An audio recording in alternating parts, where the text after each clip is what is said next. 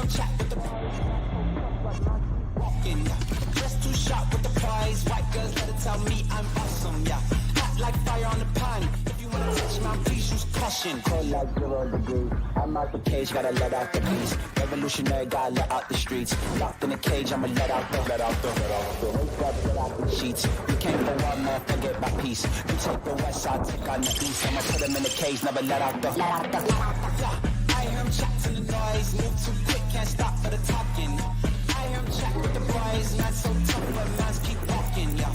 Just too sharp with the prize. White girls, let it tell me I'm awesome, yeah. Hot like fire on the pan. If you wanna touch me, please use caution. Stop that. Stop that. Stop that. The show is playing hurt today. We've had a sickness outbreak around here, and it allows us to have a great blessing in August, the Real Hoopers No Show of Tony, Amin El Hassan, and Izzy Gutierrez, not Mike Ryan. What? Not Mike? Mike Ryan has announced that he is incapable of an interesting Miami Heat opinion. He does not have anything interesting to say on the Miami Heat. He had to announce that. He did announce it. It was about 6 months after the rest of us realized it. But hear ye.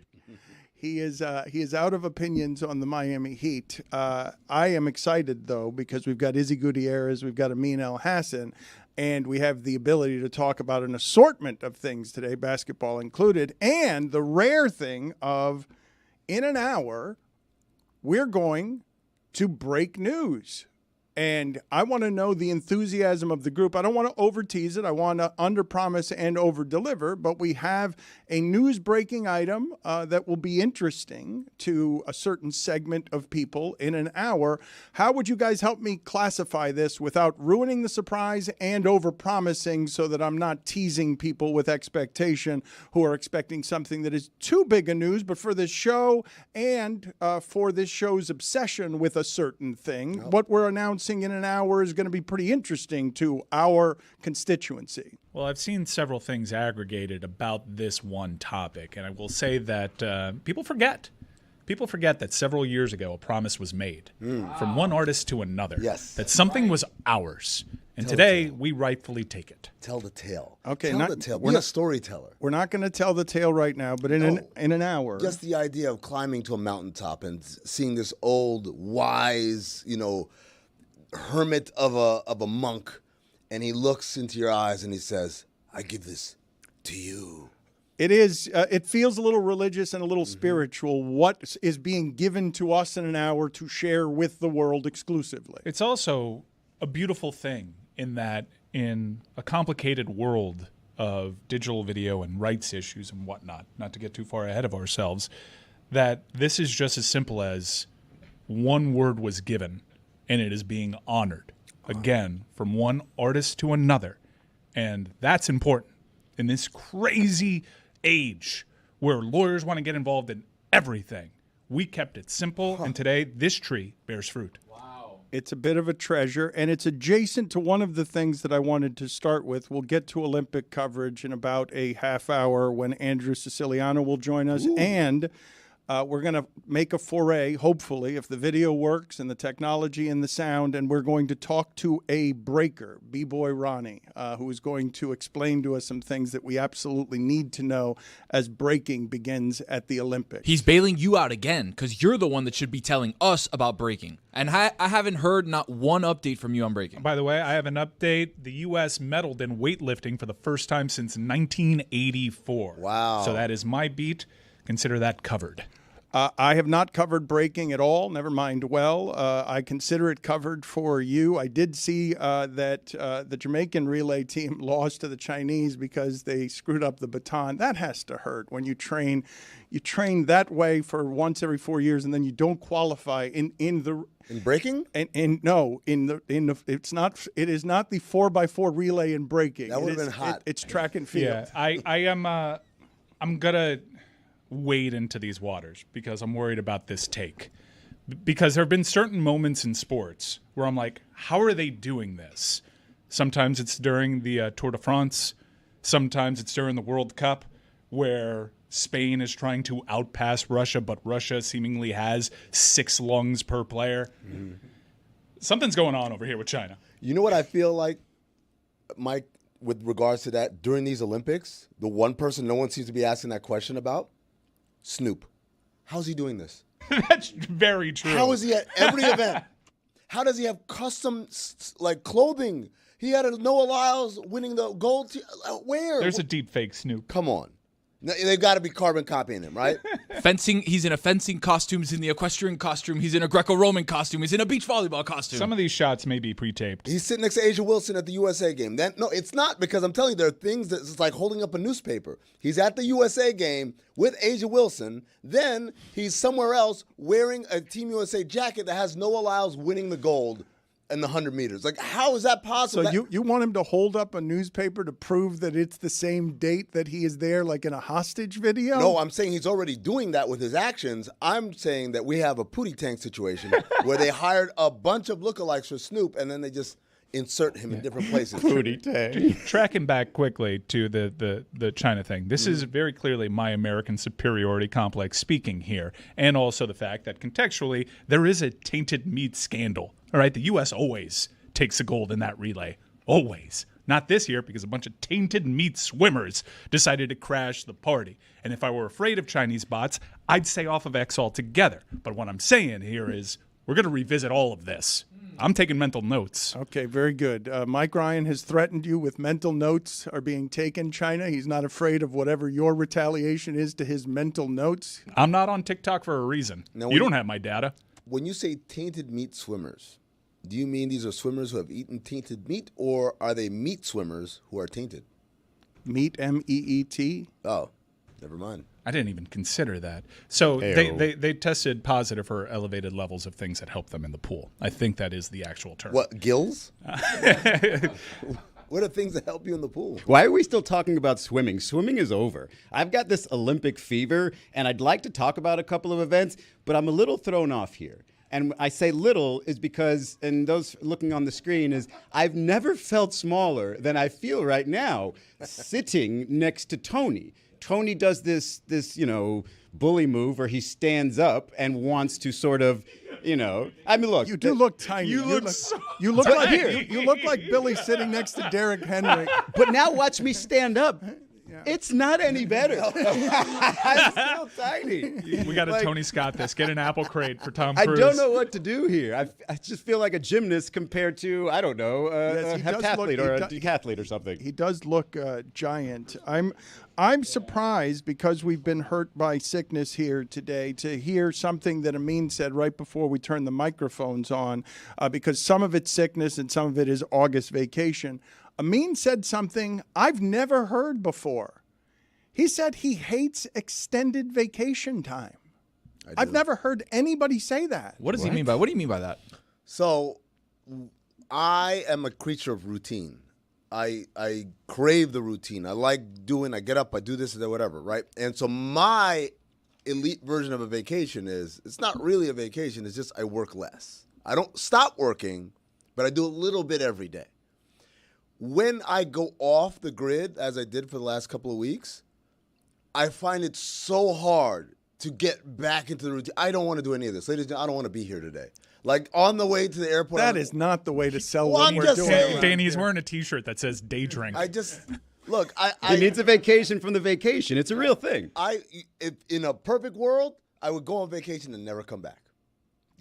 That's it. That's not a vacation. It is a vacation. That's death, I believe. The ultimate vacation. The ultimate vacation. The real vacation, right? But put it on the poll, Juju. Is death the ultimate vacation? I don't want to make it seem like, I hate being here. Depends on where you're going. Wait. You made it sound like you hate being here. No. I just hate working after I haven't worked. I like working. If I had just been coming all along, I'd be fine.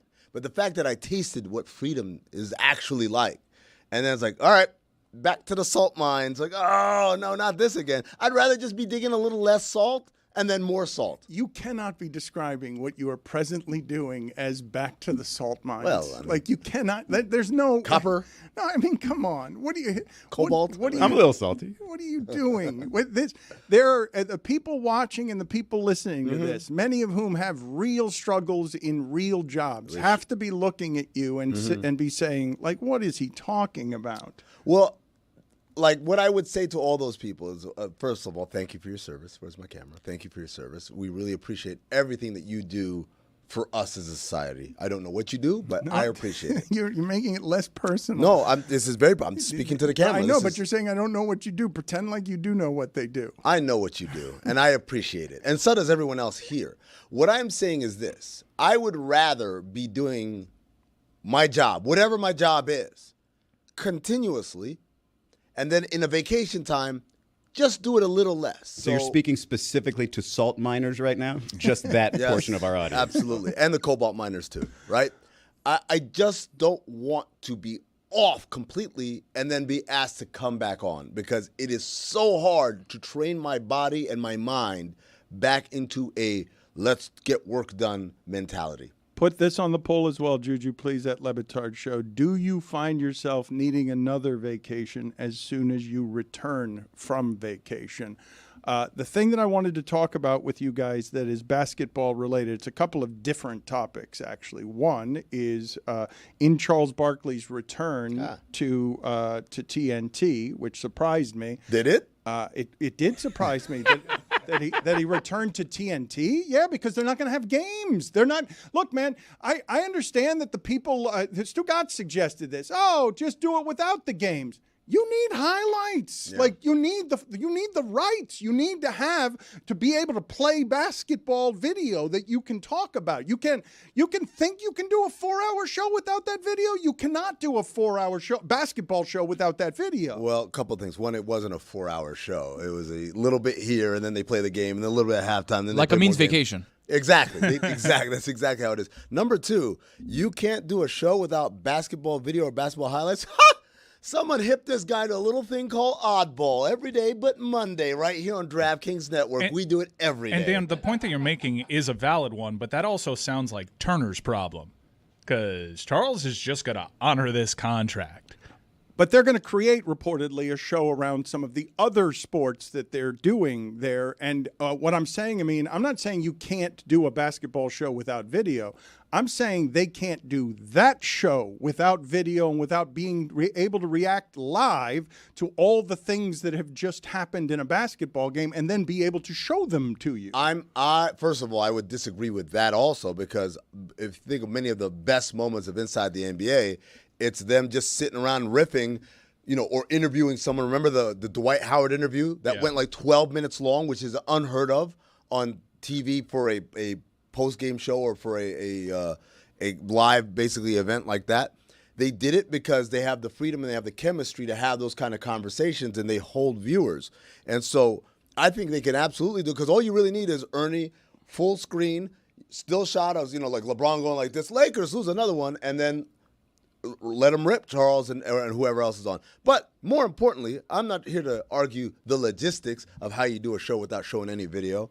I'm here to say, do you really believe Charles Barkley is going to do like 7 more years of non-NBA coverage?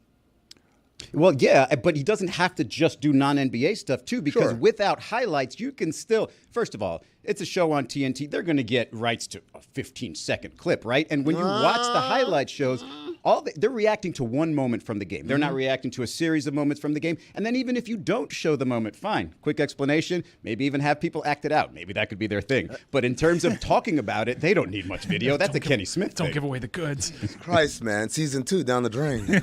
That show, in sports history, there have been very few shows ever. I know that the stars get a lot of credit for that show that has had better production than that show. So I would trust them to be creative with incredibly funny things like reenactments of a play, because they don't reenactments. I watched that before I watched the highlight. I would watch the reenactment. You stop first. talking about this, please. You guys have done a great job in highlighting some of the challenges that face Turner and Charles, the whole cast and crew of that show.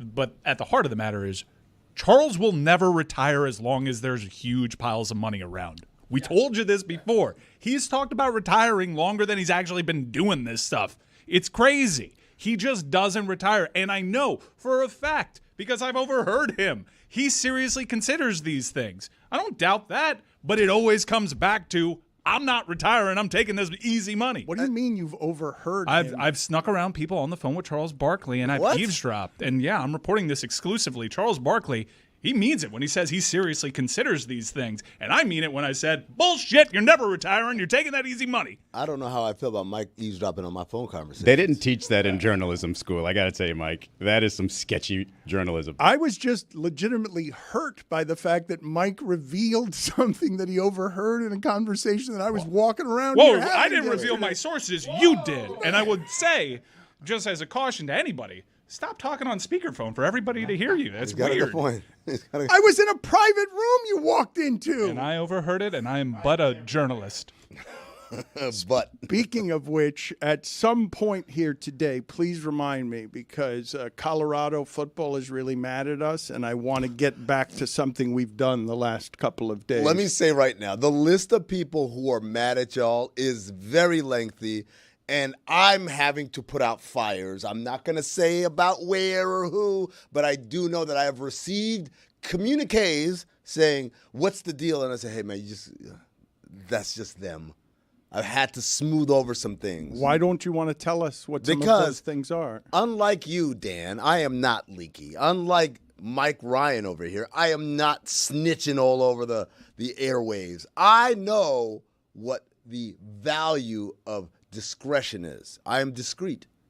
The listeners would love to know in your discretion, because what you've done now is just tease the listener and then not giving them information. The listener would like to know who's mad at us. You're going to tell me during the break, and then I'm going to leak it or talk to somebody, and Michael will overhear it, and he'll leak it. So it'll get leaked somewhere around here. But just remind me before we get out of here today to talk about everything that's happened with Colorado, because it reminds me so much of everything that happened 30 years ago with the University of Miami. It's the modern version of us against the world in Colorado, where they think they have this precious thing that the rest of the world doesn't understand, and it just makes them all the stronger in their unity. Minus the success. Now, Mike, I want to ask you, hearing that, does that feel like the ultimate victory over Florida State? Is that Deion Sanders went and stole you guys' culture and brought it to Colorado? I understand how people get defensive. Lord knows I'm a very defensive Miami Hurricane. You? It wasn't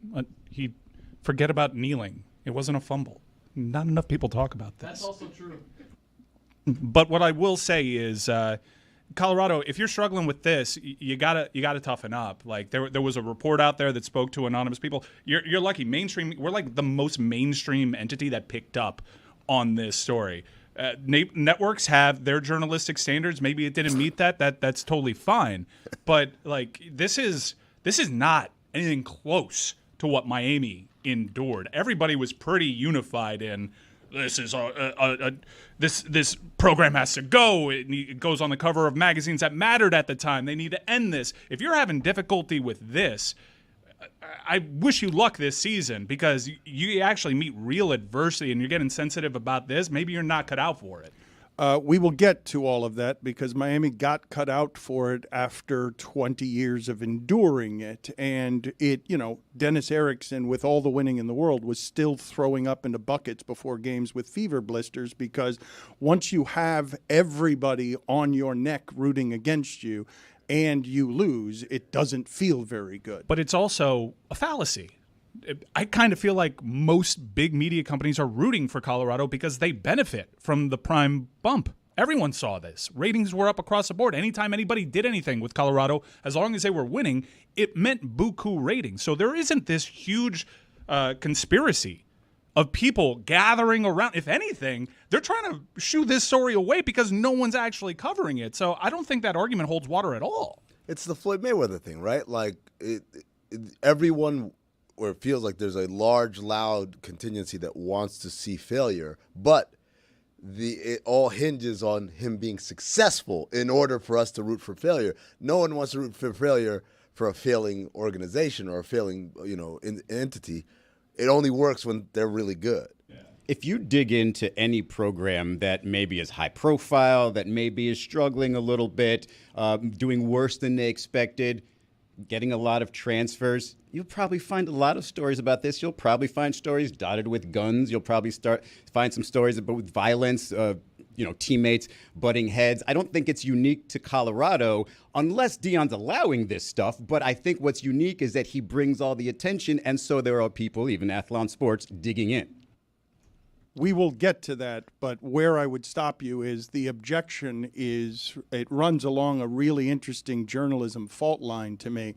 They're not objecting to it being covered. They're alleging that it's all made up, that it's not overblown, that it's all made up, which is a different way of doing it in 2024 when you simply don't understand how journalism vetting works. But this particular reporter and Athlon Sports, which is from a different time, doesn't have the credibility you need to withstand what is presently hitting it. We'll get to that later. The guns thing is interesting, though, because I do remember watching with Butch Davis one of the University of Miami movies on ESPN where Butch Davis was revealed on the screen to have said, he gets here and says he's going to change the culture. And he says, I want all the guns. I need all the guns. And I remember I'm sitting next to him in the theater and he leans over to me and says, I didn't even get half of them. Yes. Shame on you. That was a private conversation. It was. I just leaked it. I want to play some Draymond Green sound for you guys because I can't believe this is the messenger on this particular message. Listen to this. But y'all chasing the game like all young dudes do. Come down, I need to get a three. And ain't nobody Steph Curry. But everybody want to get to three. Shooting it well. But you took 3 bad ones in a row. Or you took 2, one of y'all took another one. Right? And then y'all cried about every call that was called. I get a lot of texts. So I'm actually fucked up on that part.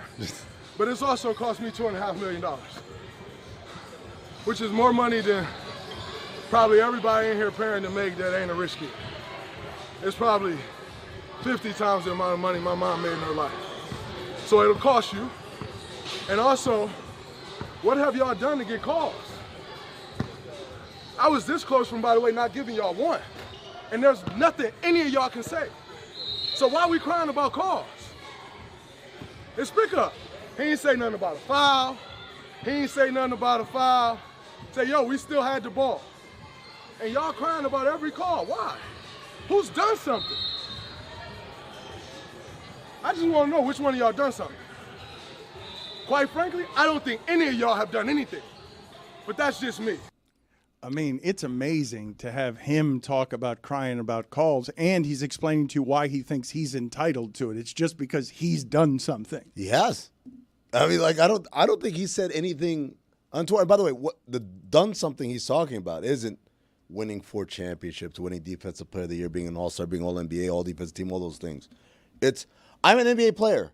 You're in high school. Did he just finish an NBA game, by the way? Because he was sweaty and out of breath, and he's coaching? What is going on, Draymond? He was watching Cops. Man, let me tell you something. Playing with kids, man, that shit is tiring, man. Because they just have pools of energy that aren't natural. I'm like, well, how do you keep doing? What is this? You're just running around. It has no rhyme or reason to it. Juju, put it on the poll, please. Who has more energy, NBA players or toddlers or kids? Kids, just kids. Yes. Well, but I was thinking toddlers are even more exhausting than just Probably, kids. yeah. Am I That wrong might come about back that? 100%. Might be the first one ever.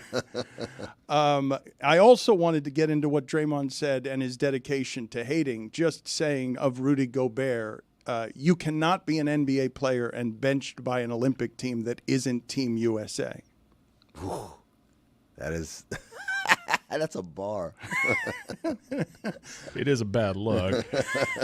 Evan Fournier is playing a ton on that France team. And when's the last time he saw the NBA floor? Dude, it seems like the adjustment for France was, let's get some of these NBA players out of here. Can we do what I asked and make the in-season tournament truly international? And bring it, just make that an actual in-season tournament, like a Leagues Cup, where you bring in another league from another country. It Hockey's actually doing be this. interesting games. Hockey's doing this with the 4 Nations. NBA's talking about doing that too.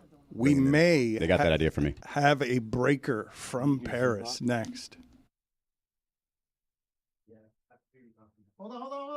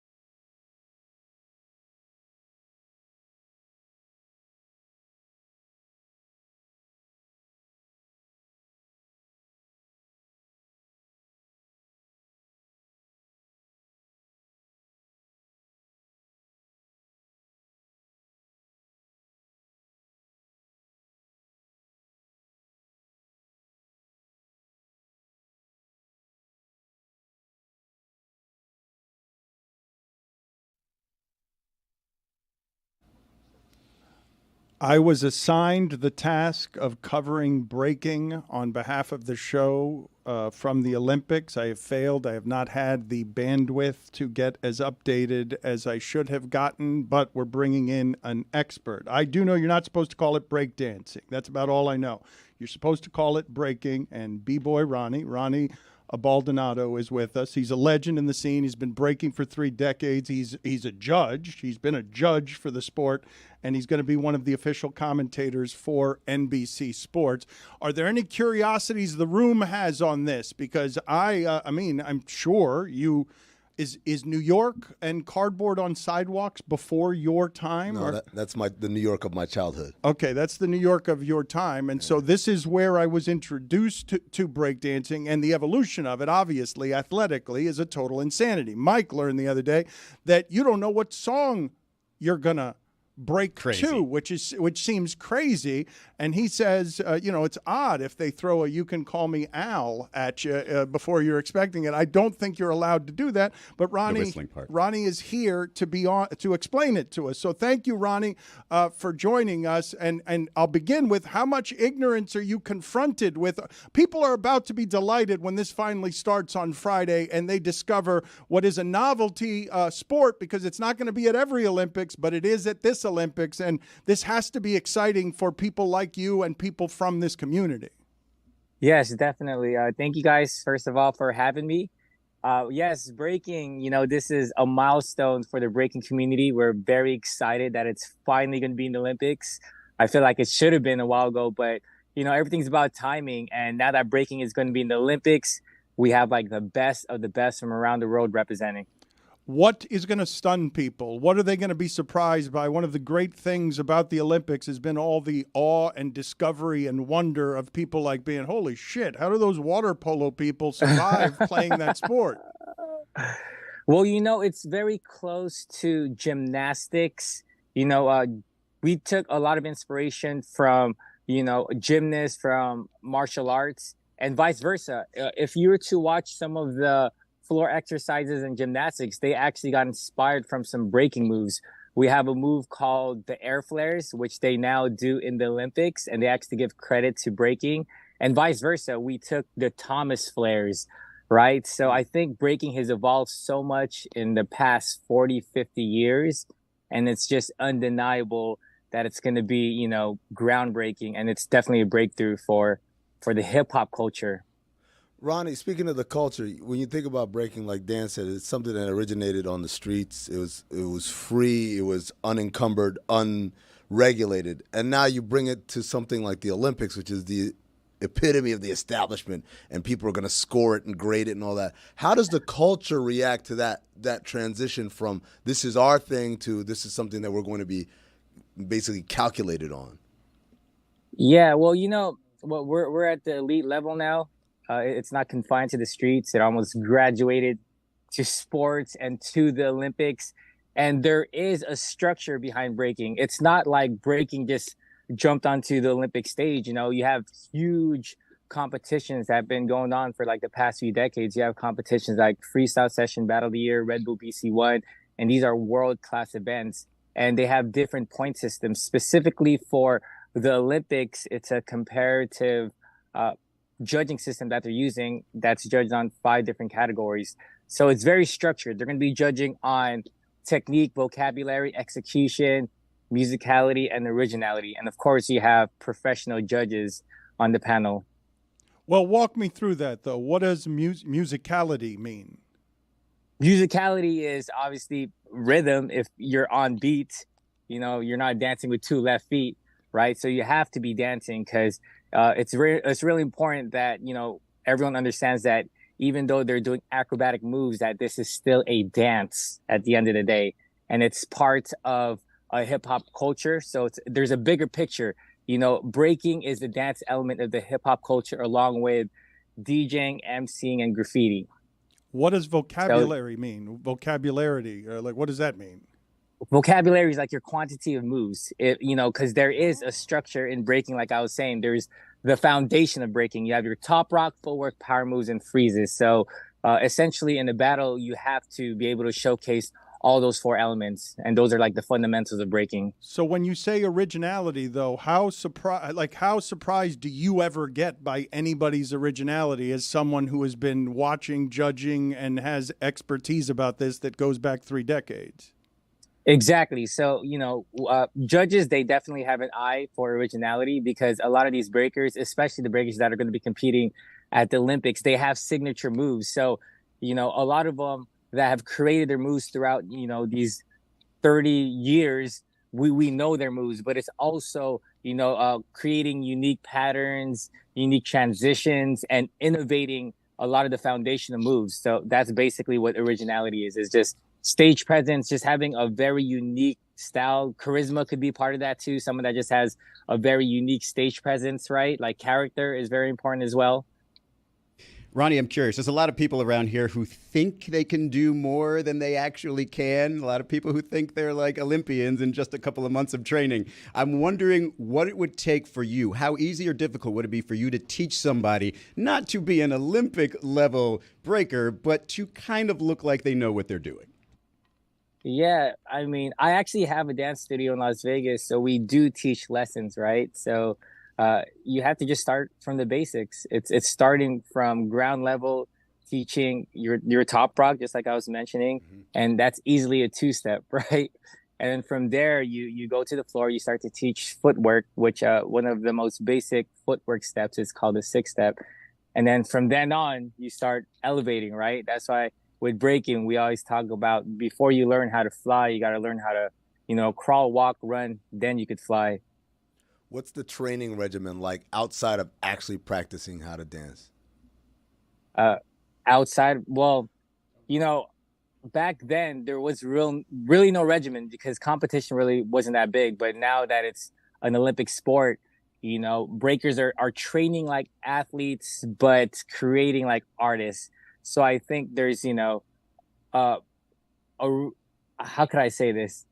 There's like 2 different types of breakers. You have your artistic breakers and you have your athletic breakers. The athletic breakers, the breakers that are competing for a competition like the Olympics, they train every day in, day out. They have, a diet that they go by. But then for those that literally just break because they love it, they don't count the hours. They just break every day. We call it a cipher, right? So they'll just go to the club and then they'll just have fun. It's more leisure, So there's different type of breakers, and that's a beautiful thing about breaking too, because there's different avenues for breaking. Yes, there's the competition world, but as you know, breakers perform in shows. Like if you go to Las Vegas, there's a breaker in almost every show. You have a breaker in Magic Mike. You have a breaker in Cirque du Soleil. You have tons of breakers in the Jabberwocky show. So, and if you watch music videos, you'll always see that there is a breaker, that's a backup dancer for an artist, or a breaker that's in the movie acting. And this is not new, because in the 80s, breaking was huge. It was everywhere in the 80s. I mean, there was even breakers at the closing ceremony at the 1984 Olympics, performing with Lionel Richie. So this is nothing new, guys. Ronnie, respectfully, if I see a breakdance cipher going on at the club, I'm probably going to leave. But I did want to ask you one question. It's like a musical breaking out in high school basketball. No biggie. But respectfully, as a b-boy novice, when you guys start doing this move right here, kind of before you start, like you start doing the dance moves prior to the capoeira fighter in Tekken, right? Yeah, you look like a capoeira. Come on, yeah. So when you start doing these moves, are you setting up a move, or is that just like you warming up the body? Like what's the idea with that? It's a combination of both. Well, yeah. So like I said, it's the top rock, right? The top rock is the dance element. It's the introduction to your set. So there's actually people that don't even go down to the floor, right? They'll stay up top the whole time, Is there an approved whatever? Is there an approved uniform for this? Like in the 80s, it was tracksuits and the Adidas shoes. Is there like a standard uniform that people have for this, or can someone get bonus points for doing this in jeans? Oh, that's a good question. Yeah, fashion is very important. I think everyone has their own style, right? So sometimes the way someone dresses kind of defines their style. And like I was saying, you have breakers that dress like athletes that wear tracksuits, and then you have the breakers that you would never know that they were breakers. They look like they could be skaters. So yeah, fashion is crucial, specifically for the Olympics. I believe there is a dress code. Obviously, everyone's going to be representing their countries, but I'm not quite sure what they're going to be wearing. But the most comfortable are usually, like a tracksuit is definitely comfortable. Something light would be comfortable to wear in a competition. Any tension between the artists and the athletes? Yeah. I mean, when it was leading up to the Olympics, because they announced this like in 2019, so like 5 years ago is when they officially announced that breaking was going to be in the Olympics. And there was a little tension between the purist, right, the traditionalist in the scene.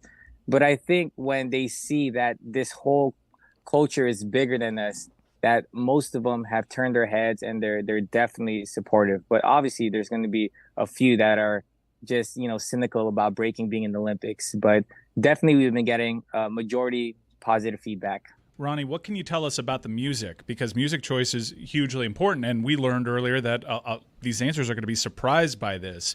Is there a hypothetical where there is a song that gets played that is very difficult to break dance to? I mean, there's cases where breakers they're very specific about the type of music they listen to, so you'll definitely have the advantage if it's a classic or if there's a song playing that well. And what's beautiful about the Olympics is they cleared like over 300 songs. Oh, wow. So there's going to be like classic breaks, hip hop. So and that's the beauty about breaking too, is just the improvisation, right? Like listening to the music and just adapting to it. You have to let the music kind of dictate your moves. And everyone has a different style. There's some breakers that have a set from beginning to end, and there's some breakers that just freestyle and that are in the moment, right? And that's what breaking is about too. It's about creating those moments that could not be recreated. So that's going to be the funnest thing to see, is just hearing the music and seeing how the breakers adapt to it. So they cleared 300 songs. That was a big concern because breakdancing and music, they go hand in hand. Yeah. Do you know all 300 songs? I'm not asking you to tip it. I'm just asking you to let me know if like Bobby McFerrin's Don't Worry, Be Happy is in here. Because the idea of a wild card song, like just all of a sudden, boom, chamber music, go. No, it's I think there's specific genres, right? Like funk, hip hop, some soul, because we grew up listening to like songs from like James Brown. So I'm hoping they have some of those songs cleared. I don't know specifically what songs, but I definitely know there's going to be a curated playlist, and a lot of it are songs that are from our breaking community. And we have a very tight-knit breaking community of breakers that have been competing at some of the same events annually, and they play the same tracks. So we're hoping that the DJ actually are going to be playing that for the Olympics. Ronnie, I got a question for you. Before you came on, I looked at your name and I went to Dan. I said, "Bet you $20 he's of Filipino descent." Am I correct? My last name? Yes. I am Filipino. Yes. Okay. Why is the Philippines the source of all the best breakdancers in the world? That's my unofficial, like, not an expert opinion, but from what I've witnessed throughout my 45 years on this world, is the Philippines is always incredible. And what nation is favored to win in men and women? Well, he's a judge. Really? I don't know if he's allowed to say that. It's like that in karaoke. Music and dance is just in our DNA. It's encoded in our DNA.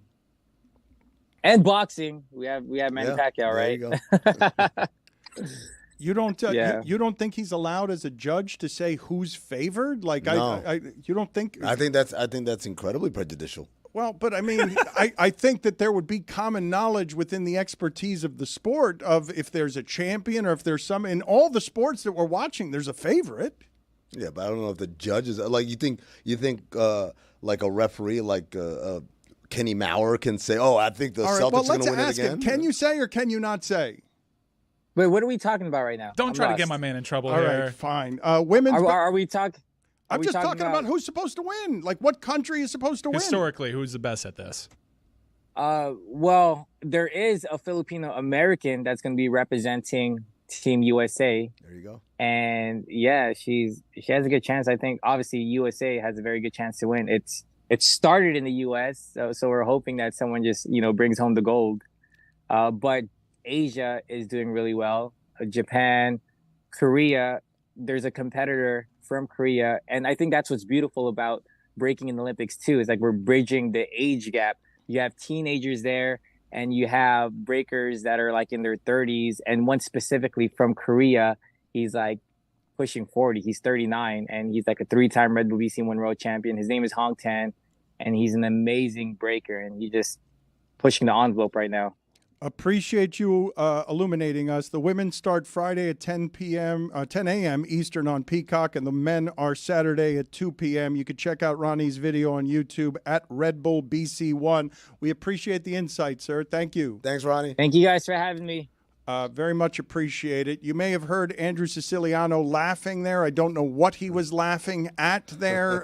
Siciliano, what were you laughing at there as we onboarded you in the middle of B-Ball Ronnie? B-Boy, excuse me. I don't remember, honestly. I met Ronnie on the bus yesterday because we're all kind of staying at the same hotel, and I was peppering him with some of the same breaking questions that you guys had. The idea that they don't know the music, the breakers don't know the music. And by the way, Ronnie might even be in the same room back here. I'm not even sure. This place is massive. But the idea that they don't know, wouldn't it be funny?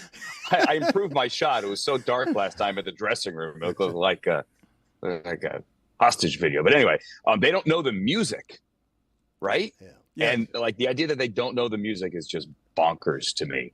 So, now, Andrew, when you say you have the same breaking questions for Ronnie, do you mean questions about breaking the sport, or do you mean breaking questions like we had? We had a breaking question. I mean, they about the sport, but I guess we could have framed them as breaking news about breaking about breaking. I'm excited. I can't wait for Sonny Choi, 35-year-old Estee Lauder executive, to get out there. I mean that. Like, it's an amazing story. There's so many cool stories. Like, how about Andy McDonald, right? Like, skateboarding legend from the 90s. He won, like, X Games gold skateboarding with Tony Hawk, like, in 1996. And he was out there as a 51-year-old yesterday competing for Great Britain because, hey, I just found out my dad's from London. I could get a British passport with a bunch of teenagers yesterday in the skate park final. I mean, that's bonkers. He has a son who was older, is 18, than every single woman who was on the podium for that event on Tuesday. What would you say, and there's been plenty here, Andrew, the most surprised you've been at a result so far? Because there have been just, it's just nonstop snorting. It's like everybody is Marcus Jordaning the Olympics. Whoa. There's just a nonstop snorting of everything, and it's just constant adrenaline. Yeah, that one's tough. We were talking about that actually last night. I think he was right behind you. He was right behind you. He just walked in. What's up? See, look, we did it. What's up?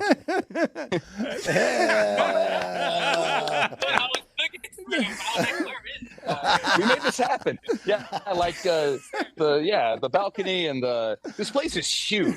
Like, I was trying to figure it out. I get lost here every single day. See you later. Like, they have, honestly, it's a maze. It's like you're at Costco and you just have to look for the signs hanging over the aisles as to where to go. Where were we? Most surprised. Doesn't he have to be in Paris? Isn't he a judge? What was happening? We're not in Paris. Many people are. We are not. So Kristen Faulkner was a rower at Harvard. Stop me did I tell the story last time? And she started working on Wall Street, and then she took up cycling because she went to a clinic in Central Park. Oh, I'm going to be a cyclist. This is fun. And then she won gold in the road race. Wasn't even supposed to be in the road race. Someone else didn't go, and so she subbed in. And then she won a gold yesterday in the velodrome. So she has 2 gold medals. She didn't even take up cycling until 5-6 years ago. And she walks away here with 2 gold medals. I mean, to me, that story is just insane. You did tell us that last time. It's okay, though. Okay, well, now she added a second one yesterday. She added a second gold yesterday. What the hell's so going on? There you go. What's going on there? Like, how is that possible? I thought the Turkish 51, the Turkish 51-year-old who shows up, put his hands in his jeans, and then just wins a silver medal. What's with people just showing up at the Olympics and winning? That's not supposed to happen. We had our first men's weightlifting U.S. medal in 40 years, something like that, yesterday as well. We have like the U.S. women against Australia water polo. That could get mean and nasty today.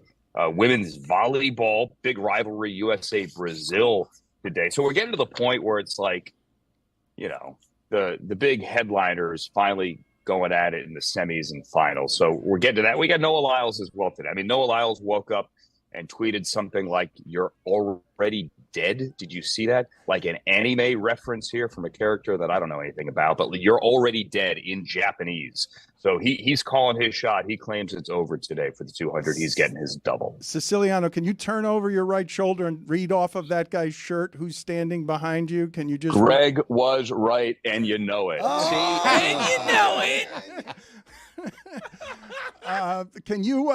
Can you take us through? Who else is in this studio? These guys. Stugotz over Who else there? do you want me to find? These Tom guys. Brokaw. They're all No, at he's being negative somewhere else. Peacock's Gold Zone. They broadcast 329 medal moments from Paris by the end of this weekend. It's all going to be over. And are you hearing anything about what Tom Cruise is going to do? Have you heard any exclusive information about the stunt that Tom Cruise is going to pull in taking over the Olympics to Los Angeles? I have not. I have only read what you have read, which is they were going to do something in Will Rogers Park, which is like right across the street from Riviera. Then they were going to do, I have not heard. Then there was something with the Hollywood sign. So, I mean, I think I've just read the whole TMZ stuff that you guys have read. I am not privy to that super secret info. To be fair, if there was going to be someone who's going to break that news, it would be Mike Ryan. I wouldn't turn to any other source in the world. Yeah, the excerpts that I've seen from this TMZ story leads me to believe that there's a transatlantic flying squirrel suit situation. Yeah. Because it makes it seem That like would be he's cool. picking something up in Paris and then dropping it off. Now, he may indeed, if anyone can figure out interstellar travel. That's a good And squirrel. like breaking the speed of light, it would be Tom Cruise. In a squirrel suit. In a squirrel suit. So 15 hours across the Atlantic. some would say this mission is impossible. Didn't Phil Collins do that like during Live Aid where he played London, hopped on the Concorde, then played New York? Yes, he did. Shout out to the Yes, he Concorde. did that. Yeah, in a squirrel something like that. Collins. Andrew, In a squirrel suit, yes. you mentioned Noah Lyles, and I think in these Olympics, there's probably nobody that has the more potential for just being a breakout star. He's already done the double in the World Championships, but it's nothing like the Olympics. What is going on with him? Is he just like a drama king and he wants to finish second in the semis, not really putting it all out there? Because I'm a little nervous for this 200. It's supposed to be his better race. Yeah, he doesn't lose even heats in the 200. So the look on his face when he didn't win that heat, I was reading his face, and there wasn't like the big smile, big deal, I don't care. It was kind of stoic there. So I'm curious to see. I think he's still going to have that same Noah Lyles energy. I don't know if he's going to take a Pokemon card out of his suit like he did back at the U.S. trials. But this is it. I mean, this is the Wheaties box. This is everything. If he can get the 200. Now, if he does it, I guess. Whatever, big deal. He still got the gold in the 100, but this is his thing. I mean, he calls the 200 his wife and the 100 his mistress. City of light and city of love. He's bringing them all together. He got the one that people doubted him, right? Like he wasn't supposed to. I mean, he said he was going to get it, but people doubted him on the 100. No one doubts him on the 200. He is supposed to win the 200. But if he gets them both, then he's Carl Lewis. Carl Lewis in 84 in LA. And he has written his ticket for life if he gets this. Andrew, you said this would make a breakout star, but we've known about Noah Lyles for a while now. Simone Biles we've known about for a while. Katie Ledecky we've known about for a while. Who is the breakout American star? Whose life is going to change? Not just like, oh yeah, you won a gold medal, but you're coming back home and now you're getting Wheaties boxes and commercials and all types of exposure. That's a good question. I'm a fan of Gabby Thomas. She won the 200 and did so cruising to victory. I mean, we know Gabby Thomas, I guess, but that was a big stage for her to claim it. I love Gabby Thomas as well. I'm a huge Gabby Thomas fan. Steven Edorosik, maybe. The pommel horse closer, your Mariano Rivera of pommel horse, if you will, who came in and closed, and he's got the glasses and he's got the memes and everybody wants a picture with him. I think Alana Marr, women's rugby, which seems like a year ago already, but it was the first week, and the fact that they won in walk-off fashion like that. I mean, that was one of the first like shock the world moments, I think, for not only the Americans but for the games in general. I think she with that platform, Tom Brady. I mean, look at her social media. She already had a gazillion followers. She was already I don't know how many she had on TikTok, but she was a massive TikTok star. That has exploded. And I guarantee you she's making serious bank there. Everyone wants a picture with her. So I think those are the American names that have truly written their ticket, I think, when they get back home. Gold Zone and Peacock have crushed it. 10 hours a day, every day, all week long. Dad loves it. You finally linked up with Scott Hansen. What was that experience like? What was the feedback of that experience? The feedback was good. We had a good time. Maybe in retrospect, it would have been great to do it like on a Sunday, like we're together on Sunday. But there were so many golds to hand out over the weekend, like 48 golds in 49 hours. But making us the story, if you will, would have been silly. So we did it on Monday. We did 45 minutes thereabouts to an hour. To me, it kind of felt like that old Martin Short, like synchronized swimming bit from SNL. Like I know you, but we're not the same person, obviously. It was fun. It was back and forth. Nobody was trying to step on the other one. Maybe we'll do it again. I didn't want to talk too much. He didn't want to talk too much. Like there was so much great stuff going on. We're trying to cram as much on the screen as we can, but yeah, it was cool. It's like Pacino and De Niro in Heat sitting across each other. Just like that. We appreciate. Yeah, like they put up the Kobe and Shaq pictures. I'm like, come on, guys. It was. Hey, I liked that people liked it. How about that? If everyone at home liked it, then good times for everybody. We appreciate all the work, and we appreciate you making so much time for us. By the way, stunning to see your hair look this resplendent at the end of this gauntlet that you've run. I mean, it looks so good. Well, so strong. I did make the turn. When I made the turn, I'm like, there's a little, I didn't like that little spot I saw back there.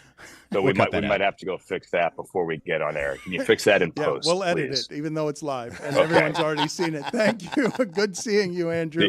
See you guys. Mike, you were singing in my ear. You're obsessed with Brandon Ayuk. You wanted to interrupt everything Siciliano was saying. I had coffee with McCulley a half hour ago because I got heat on my mind.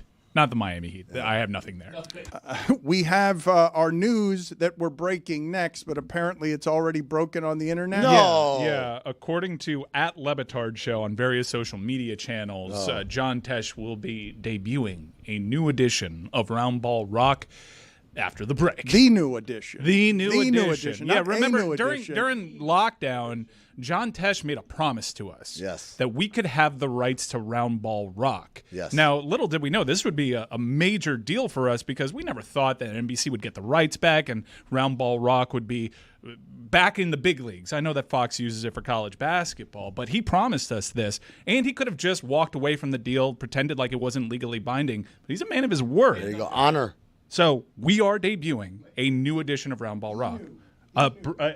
The new edition. The new, not a new, the new. The new edition of Roundball Rock coming up after the break.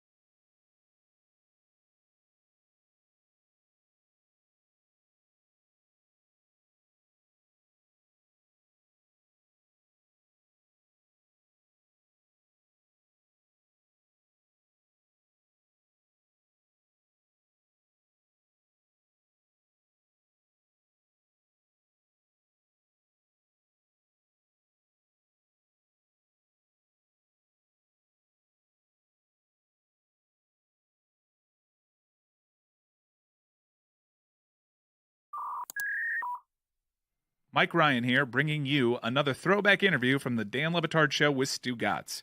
Today's featured guest, none other than a man who's played all 21 seasons of his career with the Baltimore Orioles. It's Cal Ripken Jr. First, Cal Ripken Jr., Obama or Hillary? Maybe I got the wrong show. So you're not going anywhere near it? You don't want any part of it? No. I've talked with you before about the sharing of opinions and athletes taking stances, and you've said that you have stances, but you don't feel the need to share them. That is because why? Is there nothing in it for you, Cal? No, I think that there's a bigger responsibility to your platform. And just because you can catch, hit, and throw doesn't mean that you know everything about everything. And you got to be careful how you express it and how you use it. And I guess if you really wanted to influence people or you wanted to get involved in something, then you use it. But just to use it for no real reason, or if you're not comfortable using it in regard to politics, religion, whatever, I think that you should have the ability to keep it to yourself. Are you opinionated in private? Really opinionated, like passionate, banging on tables, yelling at your friends about what you believe? I like to debate things. I like to ask questions. I like to get to the bottom of things with a series of questions. And maybe I try to win a debate or two by, what was it called, the Socratic method, as opposed to yelling and screaming across the table to be heard. Cal, is there an athlete right now that you wish would just shut up, that is outspoken, that does voice his opinions, that you wish he would stop? A guy like Curt Schilling, let's say. I heard you came into the show with Curt. Curt's a good-hearted guy. He is passionate about a lot of different subjects, and he's very comfortable expressing that. I don't begrudge anyone the platform, the opportunity. We live in a free country. You can actually speak and talk any way you want. And so that doesn't bother me so much. But again, you are accountable. You are responsible for what you say, what you do. And he's certainly comfortable in defending his position, so be it. Go rapid fire with me here a little bit, though, Cal. Who's a guy in your sport, your time, that you looked at and you said, that guy worked harder than I did? Mattingly. Who's a guy more willful than you? A guy you looked at and said, that guy has more will than I do? Kirk Gibson. More impressive streak, you or Favre? Favre. I didn't have people gunning at me. I had a few people coming at me at second base, but I could always see him coming. And there's a lot bigger, faster, stronger people coming after him. I was going to say, at second base, there weren't a whole lot of 290-pounders coming at you other than Mo Vaughn.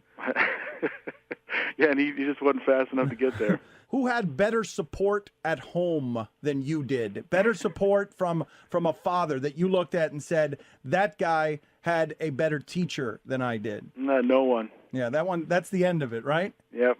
Have you, how much from your father, and you learned a ton from your father, when raising your own children, Cal, do you look at and eliminate? Do you try and follow your father's model 1, 2, 3, or is there stuff out there that you're softer and more gentle because there's stuff that you don't want for your kids? No, I think probably the second answer. There's a lot of things out there. My dad was old school in many ways. In many ways, my mom played the role as my dad in many cases because Dad was away. So I think I'm probably, as a father, I'm a combination of how my mom fathered me and also how my dad fathered me, if that makes any sense to you. Sure. So yeah, I'm much more supportive. I'm much more hands-on. I like spending as much time and like doing things with both my kids in ways that my dad didn't. Do you feel bad that your mom doesn't get more of the credit? Because in the caveman world of sports, we go toward the father, and that your mom doesn't get an equal amount of the credit. Well, I think anybody that really thinks about it, your mom plays a huge role in how you turn out. In my particular case, my mom, because of baseball, did play a role of the disciplinarian and the nurturer at the same time. Real quick, last question before we let you go. We don't know if this is lore. There is legend around Julio Franco and his substantive gifts. I can't give you. You either know what I'm talking about or you don't. Do you know what I'm talking? No, I don't know what you're talking about. All right, and I'm glad I don't. All right, yeah, and I am too. Frankly, we're gonna let you go on that note. Cal, thank you for being on with us. Okay, you're quite welcome.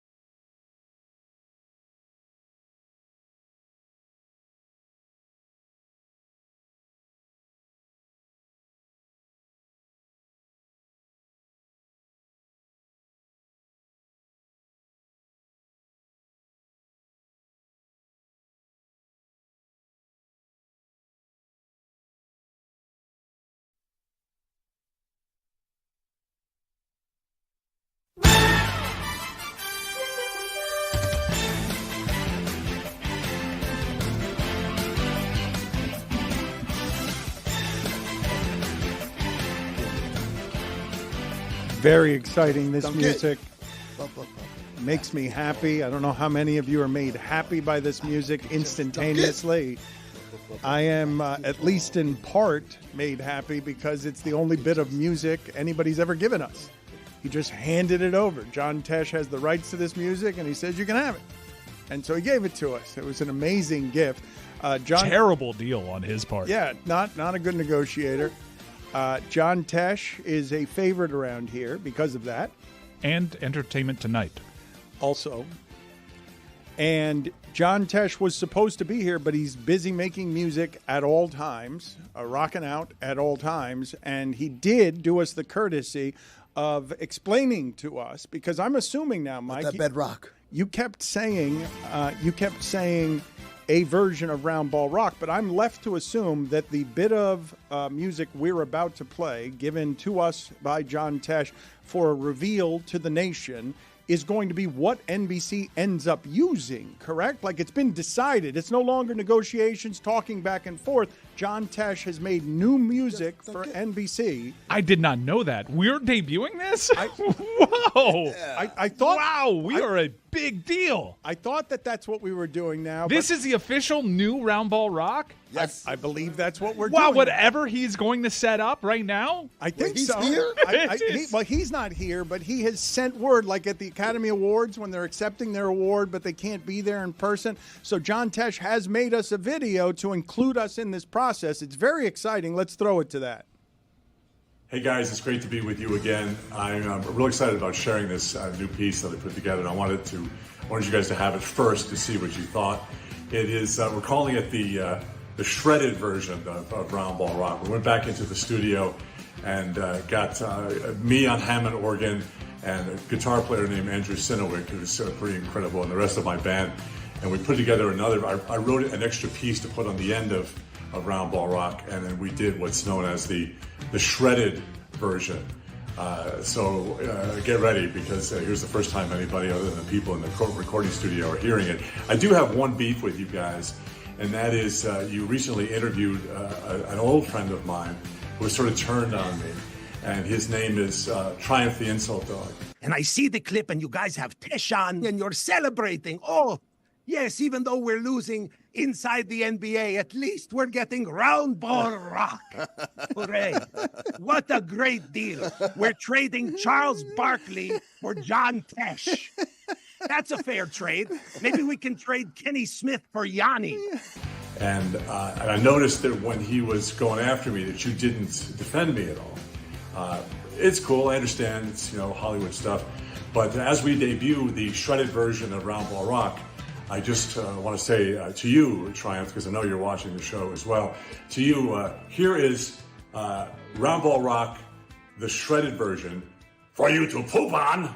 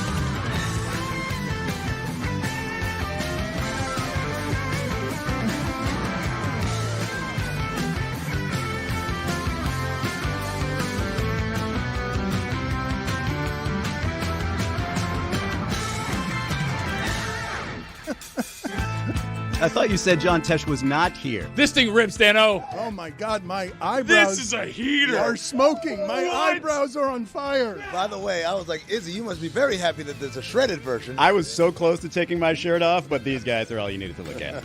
Oh, you should have taken your shirt off. The Izzy version, the shredded version. This is the biggest thing we've ever done on our show.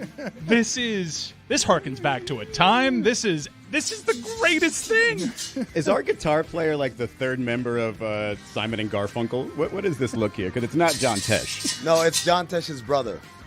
That's it. Phil Tesh. For the audio audience, in the back there, Tony and Lewis, they were losing their headsets while also weirdly starting to break Capoeira. Visually spoofing Saturday Night Live, which was spoofing the Dunk It. Basketball, give me the balls. I'm gonna dunk it. That's amazing. I'm very happy. I imagine the audience that's nostalgic is going to love that. I don't know if everyone will be as enthusiastic as us nostalgic Dude, types. I'm so grateful that John Tesh decided to debut this with us, but legitimate goosebump moment when that first guitar hit. And I realized that this wasn't a joke and we were actually going to over-deliver on something. This might bring back hair bands. It's that good. Yeah.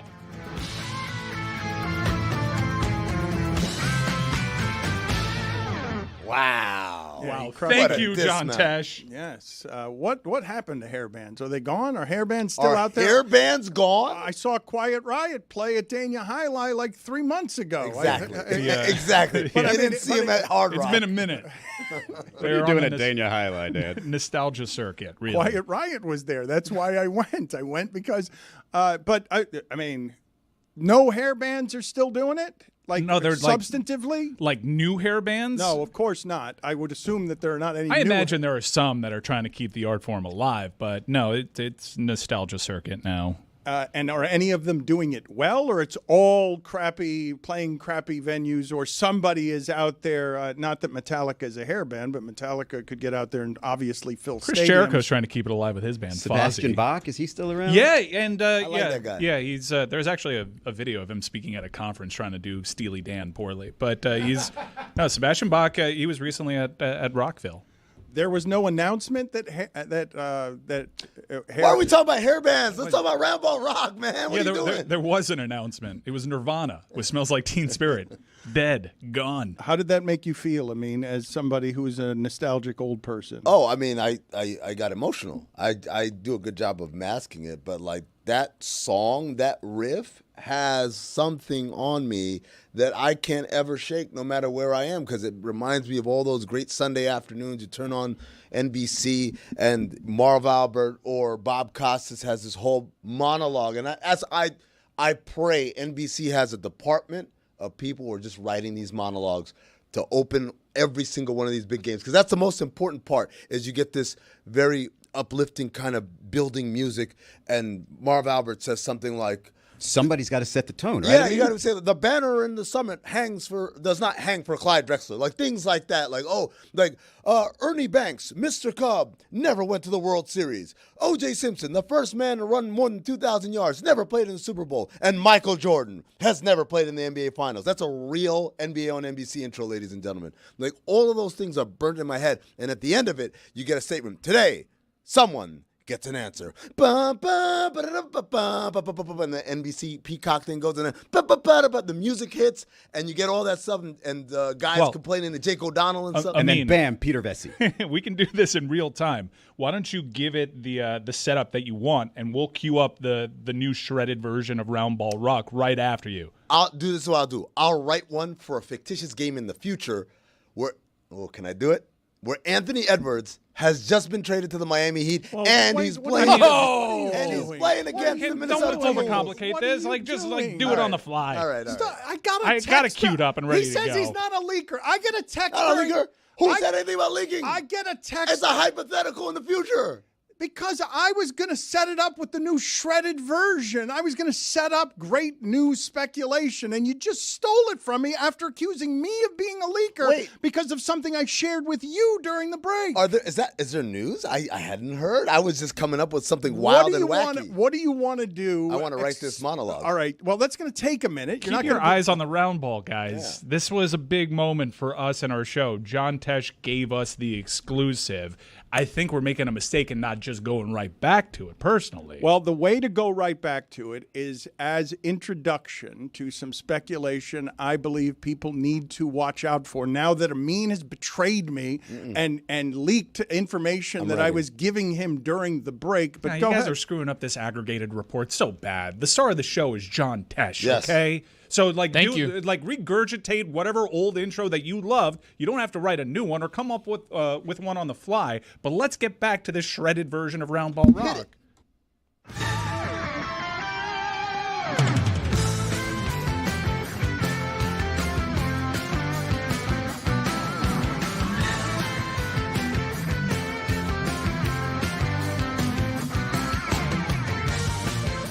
Pretty close to the original. Yeah, but it's shredded, Dan, the shredded version. This one's not ours, just to be clear. I'm sorry, yours. Right, that is correct. This one does not belong. We actually owe them $20,000. This now belongs to NBC. You may have Turn heard that down, Ben. They paid a lot of money for the rights to basketball. Music rights are expensive. It's why Stugotz isn't here today. We couldn't afford his daily rate. The music has gotten very expensive ever since we left ESPN. ESPN wasn't willing to pay for any music either. No, that was a whole thing there. Our issues with rights predate independence. Very exciting. I can't believe that Amin just did that to us. But you're writing, you're busy writing, you're going to spend the rest of the time writing an intro, because this was the time, I would say, this music harkens back to a time for you when you were first falling in love with basketball, as the idea that, wait a minute, I can make my living at this, and then eventually compare it to working in the salt mines. I can make my living working in basketball because I'm falling in love with everything the sport is. This is the musical background to that feeling? This is the soundtrack to that feeling, absolutely. This is the song that plays. You know, it's very easy in this business, Dan, to get jaded. Jaded in the sense, not in the sense to call it a salt mine of a job, but jaded in the sense that, you know, people ask me, what's your favorite team? I don't have a favorite team. I'm like, what? How is that possible? I'm like, well, I just like basketball, but it's because I've consumed it as someone who knows how the sausage gets made for 25 years or so, almost going on 25 years. So a lot of that kind of that innocent love is gone. Like I see things happen. I'm like, yeah, of course it's happening because this guy is talking to this guy and this guy's got a problem with that guy, whatever. I don't get to have that fandom of just like, oh my God, what's my team gonna do, whatever. That feeling only resurfaces when I hear that song. I made my kid watch an NBA on NBC intro the other day. What was it? Because I was trying to explain. Oh, wow, this is gonna really spiral out of control.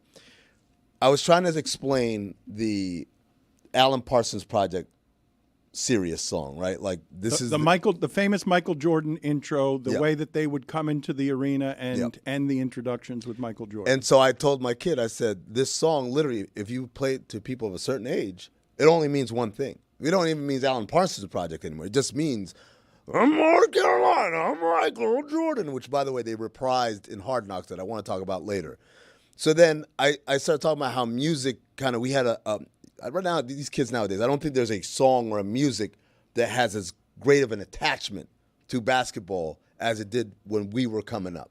Even here in Miami, for years, when I was working in Phoenix, if you heard Coming in the Air Tonight, Phil Collins, oh, that's Miami. So we would go to other arenas and they would play like, you guys can't play that. That's their song. Yeah, and in pro basketball, they tend to switch those songs up. The Bulls have maintained this, but I think the only thing in American sports that actually has something that connects and then that is soaked in tradition that way is probably college football at this point. Yeah, but I kind of feel like NBA teams need to go back to that. Stop trying to be, oh, what's the new song? Kendrick Not Like Us. Well, how many teams are going to have Not Like Us as their intro music next year? Not the Raptors. So through that conversation, I said, we used to watch before the NBA was on ESPN and ABC. It was on NBC. And she said, really? And I'm like, yeah. And this is how it would start every game. And I played this whole playlist of and this is before practice, where I'm taking my kid to practice. We're sitting in the car, we're watching YouTube videos of just all of these great monologues by Tom Hammond, by Bob Costas, by Marv Albert, where they are painting a picture. It's poetry. It really is poetry. As I'm trying to write this, I'm trying to mimic and imitate what they're doing. And it was this thing that got you ready. Oh my God, this game isn't just a game. This is for all the marbles. It didn't matter if it was a February Sunday. Like, you felt stakes attached to every single one of these. And then at the end, they would just end it with a line like, one team figures it out today. And then you get that peacock outlined, and then the music hits. And all the endorphins. Oh.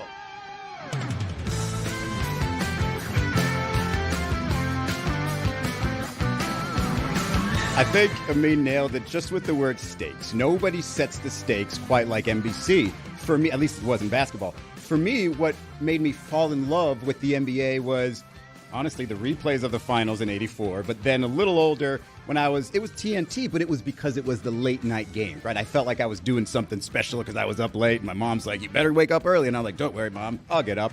And so that was, but when we got to the weekend games, it was, hey, put mom away, put the children away. Like, it's just focus on the TV. It was a big deal. Like, I remember telling my mom, especially for a playoff game, and it was on NBC, I remember telling her, hey, listen, I'm going to get unreasonably upset today. I might even break, like, the recliner chair. Just leave me be for at least 20 minutes after the game. And all of that was set up by NBC. Nobody did it the way they did. And I think bringing that back, because they got Sundays, right? I mean, bringing that back on Sundays after Sunday Night Football is going to sort of reset that a little bit better than Turner did. I'm telling you, there's nothing that used to, for you talking about teenage Amin, you want to drive me crazy? Like, let's do it.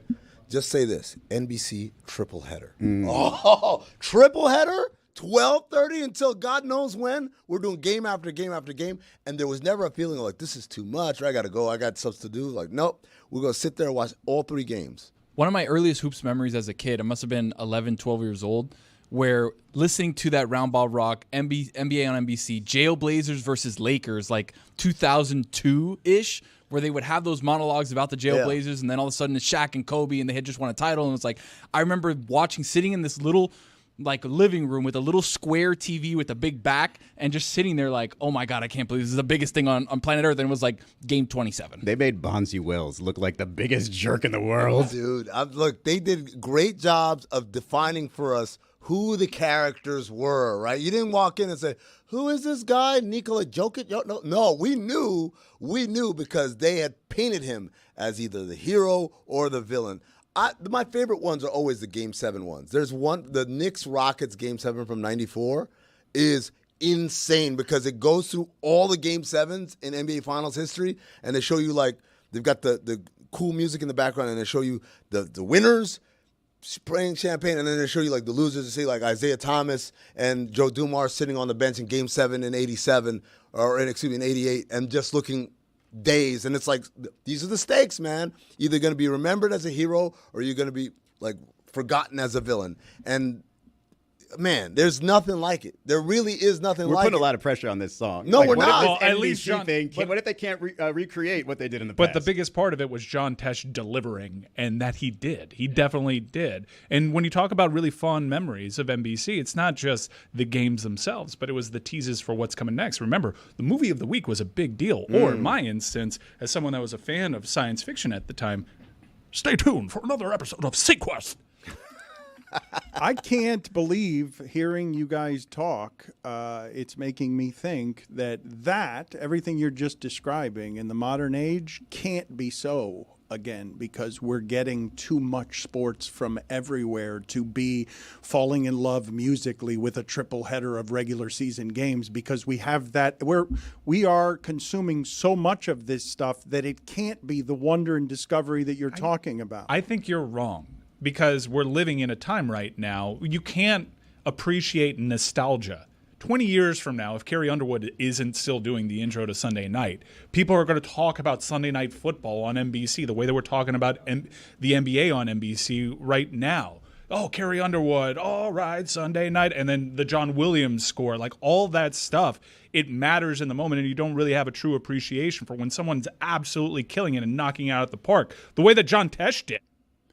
The thing that Izzy and Amin are talking about, though, is being in front of the television on a Saturday and a Sunday, as if you can't get that every night of the week now, depending on your streaming service. They need something different. They need, I think, a villain. And I said his name as a joke before, but Peter Vesey was kind of thought of that. He was the reporter that everybody hated, even the players. And when you listened to him, you thought, like, if you liked a player, you had a defensive stance. You're like, wait a second, is that guy telling me what's true, or is he just telling me what he wants people to hear? Well, I think you're in luck, because Skip Bayless is available. No, but Peter Vessi's a basketball guy, right? Like, he wasn't an outsider, an interloper coming in. Skip Bayless is a basketball guy. No, he's not. He just parachutes in, has a basketball take, and then parachutes out. Stephen A. is going to be Stephen A. possibly. would be a good one because he's a basketball guy.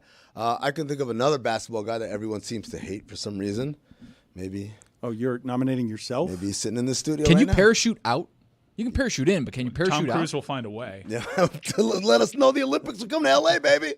How are we able to keep secret that? We can't keep secret anything. I mean, we kept secret from ourselves this John Tesh thing. I'm We did a proud good of job, us. yeah. This is a much more important thing than whatever Tom Cruise is trying to do. Until we snitched like 10 minutes before the segment came on. I get what we were doing there because the fact that we actually delivered on something, it was worth celebrating and getting audience in. We Hit it one more delivered on time. something. One more time. Yes, delivered.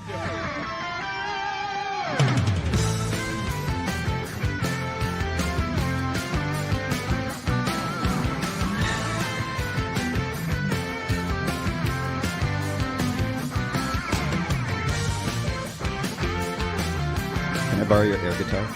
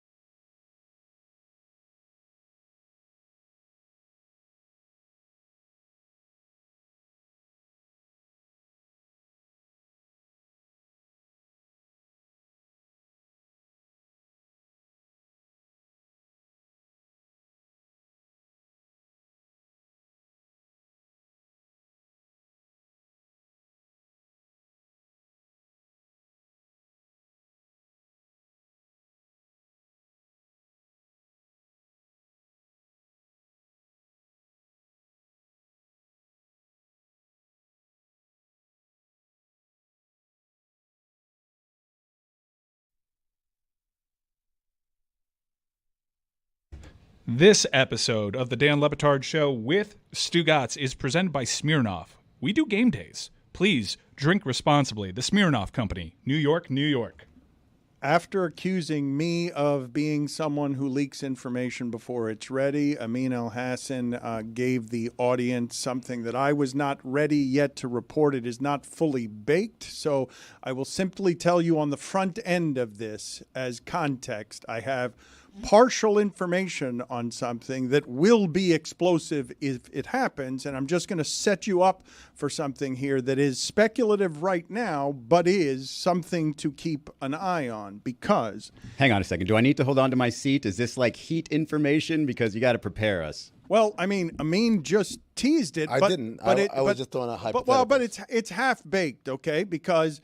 It's not a fully formed thing. I'm just getting a handful of texts on something that is worth watching if you're interested in the transaction and speculation. And, of course, everybody's wondering, right? The Miami Heat have been left behind here, Stugotz. Hi. The Miami Heat have been left behind here, Amin, and that's a funny verbal crutch I have. It's just funny. What are you going to do? It sure is, Hawk. They've been left behind by transactions, and I don't believe that Pat Riley is going to sit out at his age. I don't believe that he's going to just sit out and wait and watch. I mean, I'm assuming in New York, aren't Hart and DiVincenzo going to the bench now because Bridges is going to do what he does there? Like that, the Knicks are now substantively better than the Miami Heat, and the Sixers are substantively better. The Celtics are obviously substantively better. The Bucks are probably better, and I just don't believe that they're going to sit all of this out, and he's done a lot of striking out. So here's the information that I have for you to keep an eye on, and it's not coming from the Miami Heat because I haven't had time to do any of the reporting on this. Seems a little premature then. Well, that's your fault. I just thought a hypothetical. I know, but you betrayed me, and you leaked it, and you put the audience in a position where they now want something. The regular Greg Cody over there. Yeah, I feel like you leaked it. I could have you could have just let me say this hypothetical, and no one would have ever batted an eye. But the moment you leapt up onto that microphone and let it be known, everyone's like, wait a sec, this is real? I mean, wasn't just doing fever dreams now? Well, but you betrayed me, though. I just told you moments earlier during the commercial break something that I thought you'd find interesting that was just for you. Classic Stugotz. I mean, what are you going to do?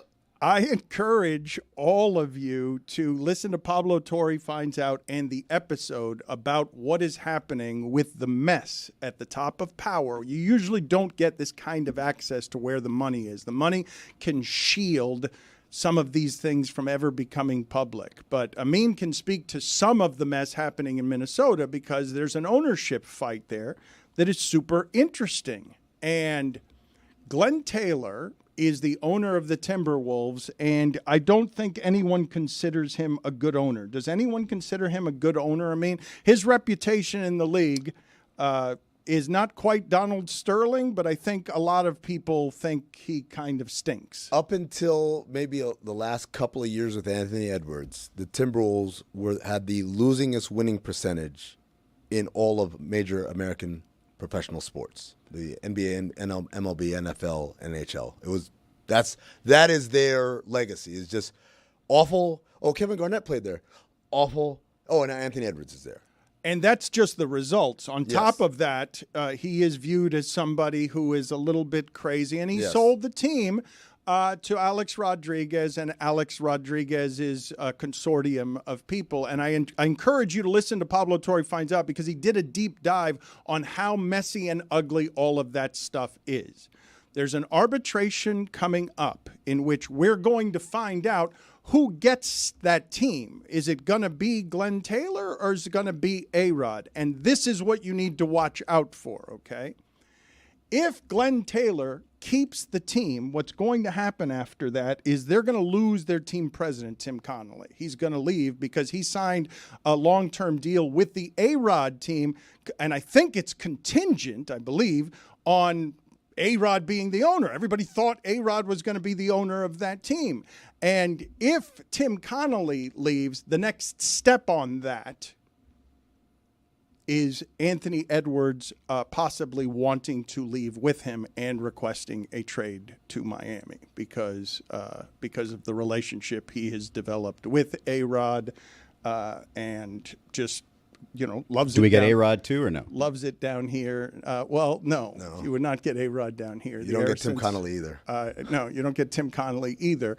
But of course, obviously, that would be something that would excite Miami fans. I haven't done enough of the subsequent reporting to even know when that arbitration is or when that possibly would happen. But Valentine's Day is something that's being floated as you should watch for all of that. Wow, that is some information right there. You haven't even talked to the Miami Heat yet, and you've got a date.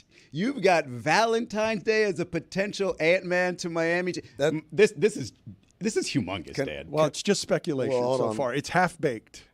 I cannot report that with any sort. I can't report that as concrete. It has to be speculation. Ladies and gentlemen, I'm going to tell you right now, it is terrible speculation because the trade deadline is February 7th. So that's a week before. Okay, well, close enough. Around Valentine's Day. Like Super Bowl day. We're back. Dan never knows when Valentine's Day is. I've never been good at that. That's true. I've been recently taught the importance of Valentine's Not Day. important by who? Hallmark? No, Preach. Why would I've been? Yes, I went to a training course at Hallmark where they taught me the importance of Valentine's Day. Not important at all. Not a real day. All the days you can show your significant other love are important days. Yes. And if there's one that is important to him or her, you should probably pay attention to that. No, you don't strike me as much of a romantic. No, you got to let them know, Dan. You got to let them know, hey, this, you can pick a day. It's not going to be the day that everybody else then chose because Hallmark told us. Yeah. Because American capitalism told us, this is the day you love your person. No. I love my person every day. And if your person's birthday is anywhere near Valentine's Day, pick one. You're not getting both. Exactly. Which one's more important to you? What are your thoughts on everything that I just speculated? That's a lot of dominoes. That is a lot, man. We could go down to Cayocho with that many dominoes, right? Like you're saying, okay, so first we have to have Glenn Taylor prevails in this arbitration, which is it him prevailing? Because didn't he try to sell the team and now he wants it back? Is that a win for him? I don't know. It's a win for him if he gets it back because then when he tries to sell the team again, he can get fair market value as opposed to the paltry number he agreed to when he first decided to do this sale. So that's part one. Part two is the idea that Tim Connolly says, I'm out of here. Now, there might be some legs to this because he signed an extension in June, 5-year, $40 million deal that includes an ownership stake with the team, presuming that Alex Rodriguez and Mark Lowry take over majority ownership from Glenn Taylor. So I don't know if that language means if they don't, then that contract becomes null and void or becomes renegotiable or whatever it is. But I could see Tim Connolly say, well, look, I went from owning a piece of an NBA team and a lot of money to just a lot of money. I don't need that. Especially where I'm at now, I've got like the highest kind of Q rating as far as execs. Well, most leaks are strategic, and we usually wonder, especially in the NBA, we ask aloud, who benefits from this being out there? I think A-Rod, right? Because like now this leak kind of frames it like, if I don't win, you may lose the player that brought you back. Absolutely. Like if I don't win, everything goes back to the dark ages. Like back to the Stone Ages. The problem that I have with getting too excited, despite my excitement a second ago, is the part where it's a trade demand to Miami. Like, does Anthony Edwards have that type of pull now? Will Minnesota give him what he wants? Will they trade him to Miami, which nobody wants to trade anybody to Miami these days. That part has me less than excited, but I like the idea that it's already leaked over to Minnesota, if that's the case, if they're nervous over there. We're not at that domino yet, Izzy. We're still at the domino of, is Tim Connolly going to just quit, walk away from $40 million perhaps because he doesn't get an ownership stake in the team because Glenn Taylor or he doesn't want to work for Glenn Taylor. Maybe I don't know enough about Glenn Taylor. I know what the results are and I know what his reputation is among other owners, but I'm not privy to any good information on what kind of chaos would be wrought if Glenn Taylor resumes as the bad owner of the Timberwolves. Right, because there's a way to think about this. you say, hey, wait, Tim Connelly, that's a lot of money. Tim Connelly might say, look, I've been able to do my job as well as I have over the last few years because I had owners who could vouch for me and fight for my decisions or whatever. Having to deal with just Glenn Taylor might make my job harder and might tarnish my reputation. Right now, Tim Connelly is the guy, right, in terms of front office people of great reputation. Maybe he's like that. It never gets higher than this. So if I'm going to ever command a crazier salary, a crazier contract demand, I should probably walk out before this thing falls apart, right?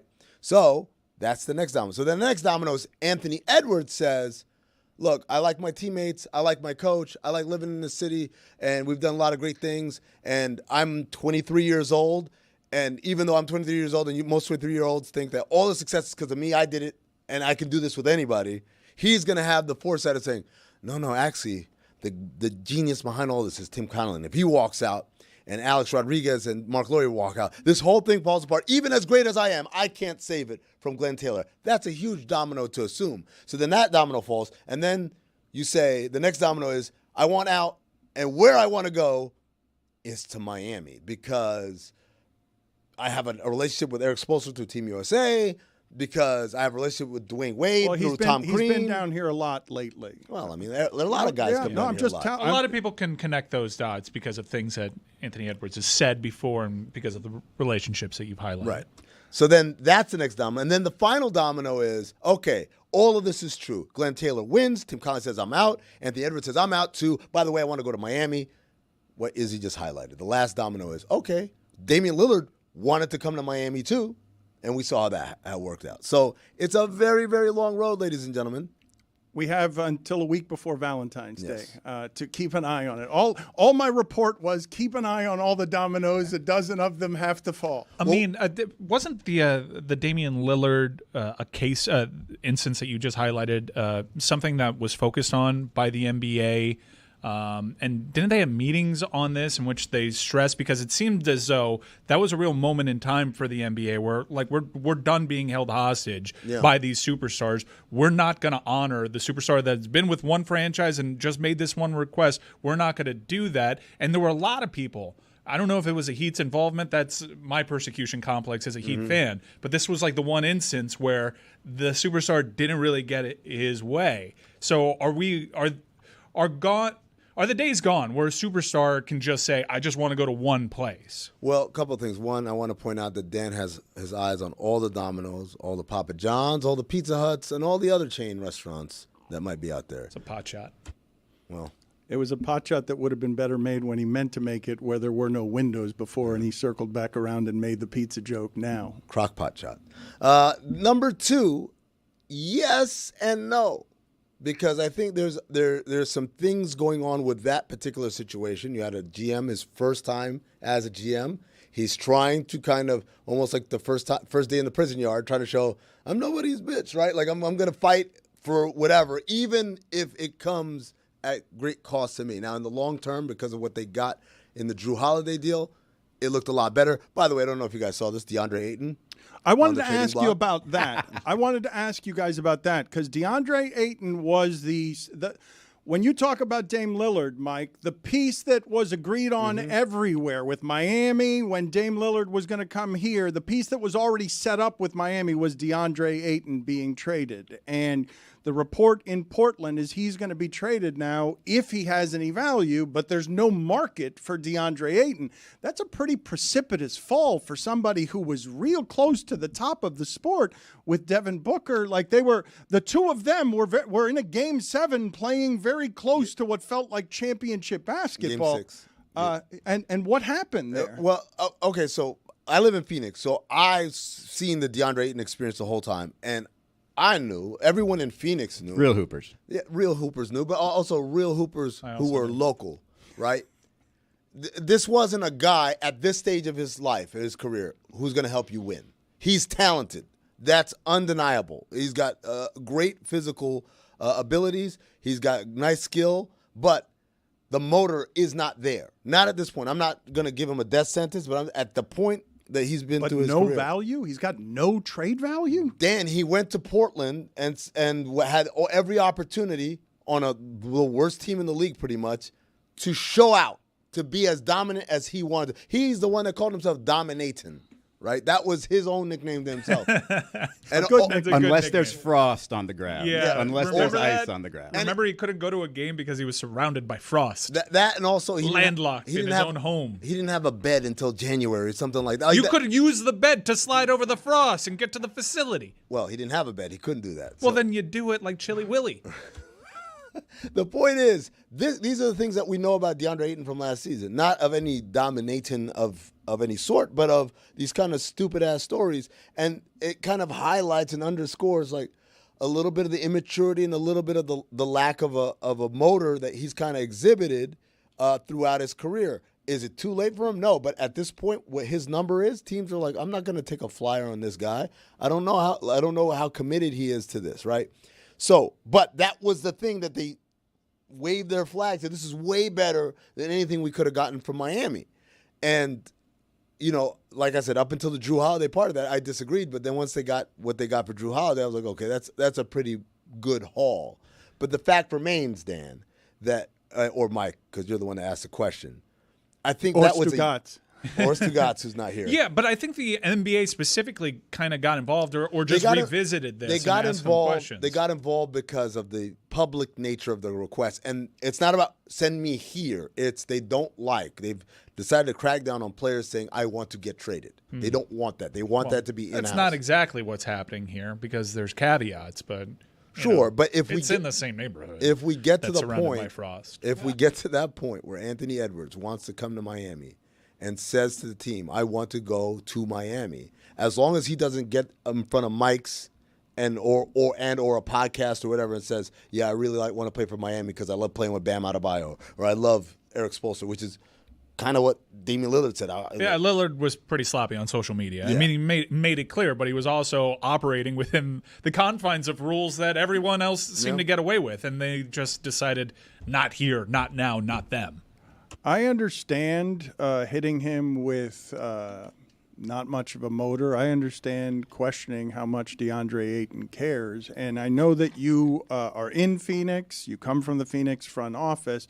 But I don't want to undervalue how important a piece he was on a team that was like that. You corrected me, Game 7 to Game 6. They lost like by 40 points in a Game 7 at home, correct? But even on that team, he was looked at as part of the problem. If he could just be a little tougher, if he could just go grab that extra rebound, and that's why they were considering, even when they were making the finals run, moving on from him afterward. He got a ton of money as if he was a player you can count on, and then all of a sudden we're like, nobody wants him? So there's two things about that. Number one, Izzy's 1,000% correct. If he could just dunk it. How many times in that Denver series they lost last year, he would just do this little floater and everyone was going nuts. It's like, you're in front of the rim. Jokic isn't going to block you. Just dunk it. And I'll never forget this. They went to a timeout after he missed one of those bunnies.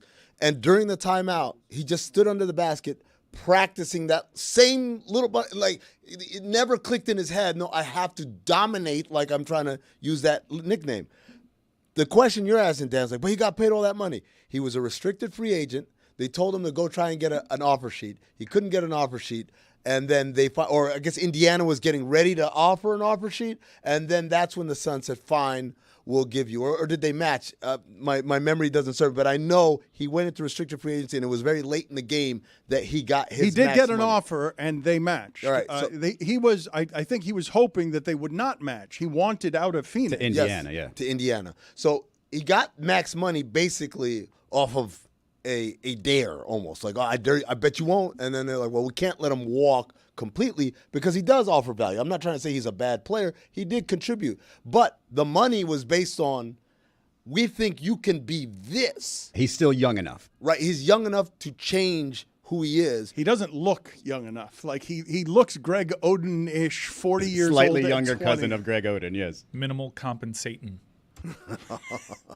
He had agreed in principle to a 4-year deal with Indy, 4 for 133, and then the Suns had 48 hours to match where they matched. There you go. So it's one of those things where you pay, a lot of times you get young players, especially young bigs, and you're paying them based on where you think they're going to get to, not what they're worth right now. It's not like Anthony Edwards, who gets his extension, and we all know right now he's already underpaid.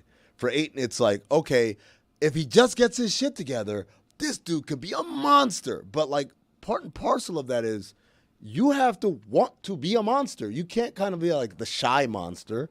This isn't a Sesame Street segment.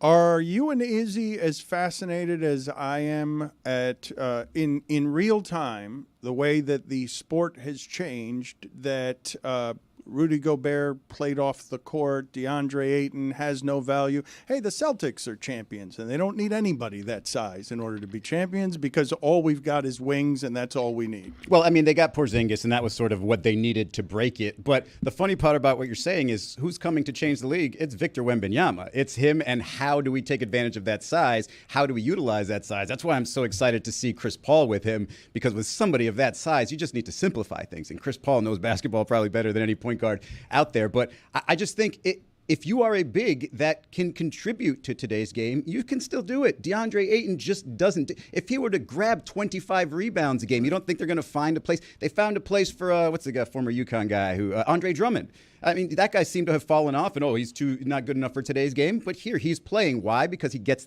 those tough rebounds, those offensive boards, and he dunks the ball on occasion. And by the way, Dan, I think you're also highlighting a really big problem in basketball conversation where people say he has no value. He has no value at $130 million over 4 years.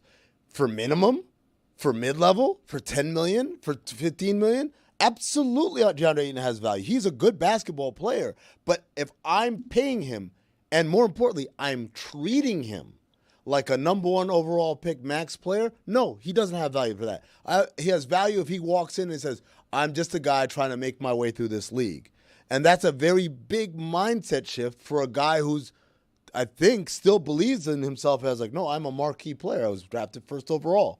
Still in the devaluation of bigs, Nikola Jokic, 3-time MVP, and he's the best player in the league, basically. No, look, and by the way, Jokic, if you look at who the Celtics beat on the way to the championship, I'm not putting an asterisk on it. I'm just saying, you're saying they don't need a big. Yeah, because they played Bam Adebayo, who's not an offensive juggernaut. He's more of a defensive guy. They played Jared Allen, who was hurt, and Evan Mobley, who's still kind of young. They played Miles Turner, who, again, is a good player, but not a juggernaut of a big. And in the finals, they played against Dallas, who Derek Lively and Daniel Gafford, those guys are role players catching lob bigs. They didn't play Embiid. They didn't play Jokic. They didn't play any of the or Giannis or any of the monsters inside that would say we need a big. You guys are talking about different bigs, though, because you're right to correct me, Izzy, on Porzingis, but Porzingis is not playing the same style of basketball DeAndre Ayton and Andre Drummond are. No, but he has options, right? If DeAndre Ayton would just be, say, a dominant defensive player, because we have Jokic out there, because we have Embiid out there, because we have all these quality bigs, you can create that level of value for yourself. Hassan Whiteside got a $100 million contract largely because of his defense, not because of his offense. And so it's just a matter of how DeAndre Ayton wants to affect the league. Will he just sort of continue with his game and say, the league's got to catch up to me, or will he adjust and play today's game? Got to play with a fire and a hunger. You want to get every rebound, want to be the premier pick and roll lob threat in the league. Like, these are things that he absolutely can do. And then every once in a while, pick and pop, hit that mid-range, maybe out to a corner 3. You do those things and defend, like, everyone's happy. But the problem is he floats in and out of focus of doing those roles versus just floating around on the court. If I may, on behalf of all Miami Heat homers that have seen their team fail in pursuits of whales for several instances now, this is not a Miami Heat story. I think we muddied the waters. We threw up a Miami Heat graphic behind you and we invoked the Miami Heat. This isn't Anthony Edwards' general displeasure with the Minnesota Timberwolves. This is an ownership story. And now we're dragging the Heat into the headlines. And did you not see how that worked out the last time for them? We're not going to get this guy now because of you two. Because of a mean. Thank you for. It was me and Stugotz that did this. It was not me. It was not just me. It was both of us.